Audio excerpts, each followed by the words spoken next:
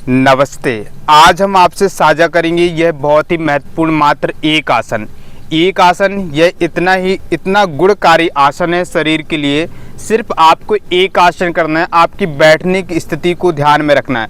यदि एक आसन का अभ्यास सही से आप करते हैं तो अपने शरीर पर उपस्थित सप्त धातुएं जो हैं उनको आप बैलेंस्ड रखते हैं, जिसे कहते हैं रस, रक्त, मांस, मैद, अस्थि, मज्जा और शुक्र मीन्स वीर। तो इन सप्त धातुओं को यदि हमारे शरीर में यह सप्त धातु संतुलित हैं तो हमारा शरीर जो है ना संतुलित रहता है। यदि इन सप्त धातुओं के स्खलन के कारण ही हमारे शरीर का नाश होना प्रारंभ हो जाता है। तो महर्षि पतंजलि भी और हर एक ग्रंथ में मीन्स 4 आसनों का हर एक ग्रंथ में वर्णन मिलता है। हठ प्रदीप का आप उठा के देख लीजिए, घृण संहिता उठा के लिख लीजिए, गोरक्ष संहिता देख लीजिए, हठ रत्नावली देख लीजिए, किसी भी हठ योगी के जो ग्रंथ हैं उनको आप उठा कर देख लीजिए। ये 4 आसन आपको हमेशा मिलेंगे, परंतु हम एक आसन मात्र आपको इनमें से बताने जा रहे हैं, जिसे 4 आसन कहते हैं सिद्धम, पदम, भद्रम और वज्रम। सिद्धम, पदम, भद्रम, वज्रम। तो यह मुक्तम। तो यह 4 आसन जो है ना बहुत ही गुणकारी आसन कहे गए हैं, इसीलिए हर ग्रंथों ने, हर ऋषि मुनि गणों ने इनका सबसे महत्वपूर्ण आसन बताएं। देखा जाए आसनों की जो संख्या है, आसनों की संख्या 84 लाख संख्या बताई गई है, परंतु महर्षि घृण जी ने जो घृण संहिता में उसमें 84 आसनों का वर्णन किया गया है। शिव संहिता में भगवान शिव ने खुद ही 84 आसन बताए हैं, लेकिन प्रमुख जो आसन हैं उनमें 4 आसन रखे हैं, सिद्धम, पदम, भद्रम, मुक्तम। और उनमें भी सर्वश्रेष्ठ आसन एक सिद्धासन रखा है। वही सिद्धासन हम आपको बताने जा रहे हैं। सिद्धासन से ही आपको समझ में आ रहा होगा कि सिद्धासन करने से हमारे शरीर में क्या क्या संतुलित होगा। यदि आप मात्र सिद्धासन का अभ्यास करते हैं तो आप अपने शरीर की सप्त धातुओं को बैलेंस करते हैं, और जो हमारे शरीर पर उपस्थित 3.5 लाख नाड़ियां हैं उनको आप बैलेंस्ड करते हैं। क्योंकि सिद्धासन जब करते हैं तो आपका जो रूट चक्रास है, जिसे मूलाधार चक्र बोलते हैं, तो वह एक्टिव होता है और वहीं से सारी नाड़ियां उत्पन्न होती हैं, उठती हैं, कुंडलियां जागृत होती हैं। तो आपको करना कैसे? और सिद्धासन करने से आप जिन्हें बहुत ज़्यादा हैबिट्स हो जाती है, जिनका वीर स्खलन बहुत ज़्यादा होता है, यदि उन चीज़ों से आप बचना चाहते हैं तो आप सिद्धासन कीजिए। डेली आप 5 मिनट सिद्धासन में बैठिए। कैसे बैठना है? यह पद्मासन है, इसे भी महत्वपूर्ण कहा है, परंतु हम बताने जा रहे हैं आपको प्रमुख आसन सिद्धासन। देखिए आपको करना क्या है। करना है आपको, देखो इस प्रकार से आपको लेफ्ट पैर को मोड़ लीजिए, लेफ्ट पैर की हील को अपने पैरनियम से लगा लीजिए, मीन्स गुदा मार के नीचे रख लीजिए ऐसे। और फिर आप राइट पैर को उठाइए, लेफ्ट पैर के ऊपर रख लीजिए।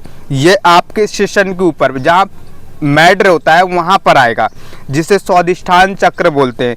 और इसका पंजा नीचे की ओर ऐसे calf muscle and thigh muscles के नीचे, यह जो पंजा इसको भी आपको नीचे रखना है। इस प्रकार से आपको ऐसे सिद्धासन, ये ताकि इन एड़ियों का जो दबाव है आपके मूलाधार चक्र और स्वादिष्ठान चक्र पर पड़ना चाहिए। मूलाधार चक्र हमें जो मूलाधार सबसे हठ योग में सबसे महत्वपूर्ण चक्र माना गया है, जिसमें कि 3.5 कुंडली मार करके हमारी जो कुंडली है फेरे मार करके सोई हुई होती है उसे जगाना, जिससे वह जाग जाती है तो हमारा जो लेवल है सोचने विचारने का, चलने फिरने का, काम करने का, वह बढ़ जाता है, जिसे हम रूढ़ चक्र बोलते हैं। तो आपको इस प्रकार से ऐसे आपको सिद्धासन बनाना। बस देखिए इतनी आसानी से सिद्धासन बन गया, बस आपको बैठना है। जब आप बैठते हैं तो यह जो है ना, ये एंकल जॉइंट, इस पर बहुत दर्द होता है स्टार्टिंग में, यदि परंतु करने लगेंगे तो इसमें 1-1 घंटे 1.5 घंटे आप बैठेंगे। तो इस प्रकार से आपको सिद्धासन ऐसे दोनों हाथ ज्ञान मुद्रा में रख लीजिए, या आप इस प्रकार से अंजनी मुद्रा बना करके रख लीजिए, और कमर गर्दन सिर सीधा रखिए, आंखें बंद कोमलता से। और इस प्रकार से आप इसी में मेडिटेशन कर सकते हैं, ध्यान कर सकते हैं, अपने इष्ट देव का ध्यान या अपने शरीर का ध्यान, किसी वायु पर केंद्रित अपने वायु पर ध्यान को करें।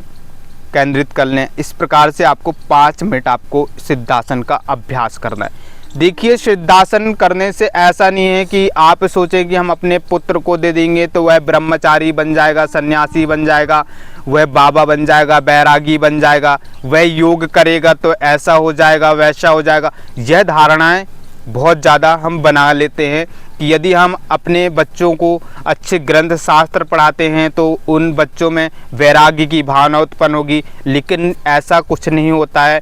यदि आप अपने बच्चों को सही शिक्षा देते हैं तो उसके माध्यम से आपके बच्चे आपकी परवरिश ज़्यादा करेंगे, है ना। आपको जो बच्चे आज के क्या होते हैं कि बाहर निकल जाते हैं, माताओं को, बहनों को कहाँ छोड़ जाते हैं, अनाथ आश्रम में छोड़ के चले जाते हैं। तो यह स्थितियाँ क्यों उत्पन्न हो रही हैं? इसलिए हो रही हैं क्योंकि आप शास्त्र विधि पूर्ण जो शास्त्रों में ज्ञान है उस ज्ञान को आप नहीं दे रहे हैं, फॉरेन कल्चर को ज़्यादा अपना रहे हैं, जिससे आपको यह परेशानियाँ स्वयं ही भोगना पड़ जाती है। यदि आप योगासन आप बच्चों को देते हैं तो बच्चों का ही शरीर स्वस्थ रहता है, और उनका शरीर स्वस्थ रहता है तो आपका जो मीन्स है घर का, जो घर चलाते ना जिससे, तो वह बैलेंस्ड होता है। क्योंकि जो आपका पैसा जो स्वास्थ्य में जाता है तो उससे घर जो हमारा चलाना वह मुश्किल हो जाता है। यदि आप योगासन प्राणायाम बच्चों को देते हैं तो वह शुरू से ही स्वस्थ रहते हैं, तो आपका कितना धन नहीं बचता है। तो इसलिए इन बातों का विशेष ध्यान रखा करें। आप योग में बच्चों को ज़रूर डालें, योग उन्हें सिखाएं, योग ऐसा सिखाइए जिससे आपका बच्चा स्वस्थ रहे, आप भी स्वस्थ रहें, लाभ ले सकें। इस प्रकार से आपको मात्र सिद्धासन का अभ्यास करके आप 3.5 लाख नाड़ियों को स्वस्थ कर सकते हैं। आप अपने मल रहित अपने जीवन को यापन कर सकते हैं। जो मल हमारे नाड़ियों में भर जाता है किस रूप में होता है? वात, पित्त, कफ, यह त्रिदोष है। इनको हमें बैलेंस्ड रखना है। यदि यह बैलेंस्ड हैं तो हमारा शरीर स्वस्थ है। यदि यह अनबैलेंस्ड हो जाते हैं तो हमारा शरीर में क्या होता है? विकार उत्पन्न होने के कारण हमारा शरीर जो है दूषित हो जाता है और हम बीमारियों को ग्रहण करते हैं। साधारण भाषा में हम आपको बता देते हैं कि जो साधारण भाषा में जो त्रिदोष है, त्रिदोष में कितने प्रकार की बीमारियां उत्पन्न होती हैं? 140 प्रकार की बीमारियां उत्पन्न होती हैं। जो वात है, वात दोष से हमारी 80 बीमारियां होती हैं, पित्त दोष से 40 होती हैं और कफ से 20 होती हैं। इस प्रकार से 140 बीमारियों की जननी त्रिदोष है। इनको बैलेंस करना तो योग को अपनाइए, आसनों को अपनाइए, शरीर को स्वस्थ बनाइए। आज के लिए इतना ही, धन्यवाद।